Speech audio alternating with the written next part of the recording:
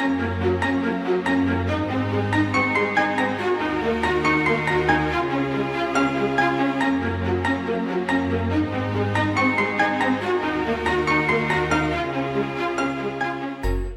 I'm April Ash, and I'm going to talk to you on the topic of empathy. What is empathy? Empathy is defined as the power of understanding and imaginatively entering into a person's feelings and experience. It's identification with and understanding of another's situation, feelings, and motives. It's about putting yourself into that person's shoes, being able to see things from their perspective and understand what it is that they're truly feeling.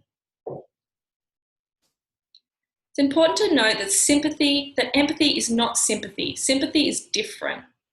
Both empathy and sympathy are feelings concerning other people. However, sympathy is literally feeling with. It's being able to stand beside that person and show compassion for them. Empathy, by contrast, is literally feeling into. So it's the ability to project one's personality into another person and more fully understand that person. So as I said before, it's about putting yourself into their shoes and understanding truly what they're feeling and things from their perspective. You feel empathy when you've been there and sympathy when you haven't.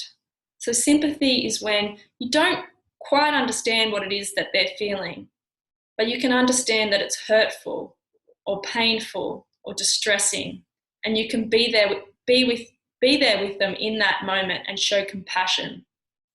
But empathy is about relating it to similar experiences that you've been, or possibly even identical experiences that you've been, and truly being able to relate to that experience based on what you've experienced, knowing what that feels like.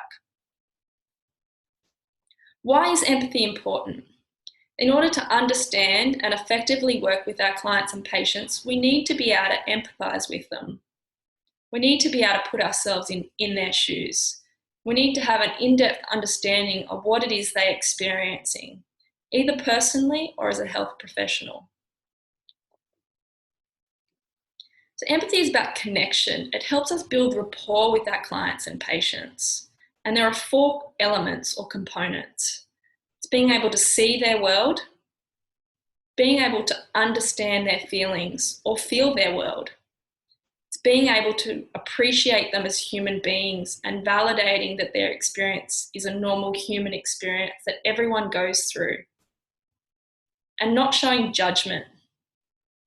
So when we appreciate them as human beings and we're able to relate to them as human beings who have had similar experiences to ourselves, we're non-judgmental.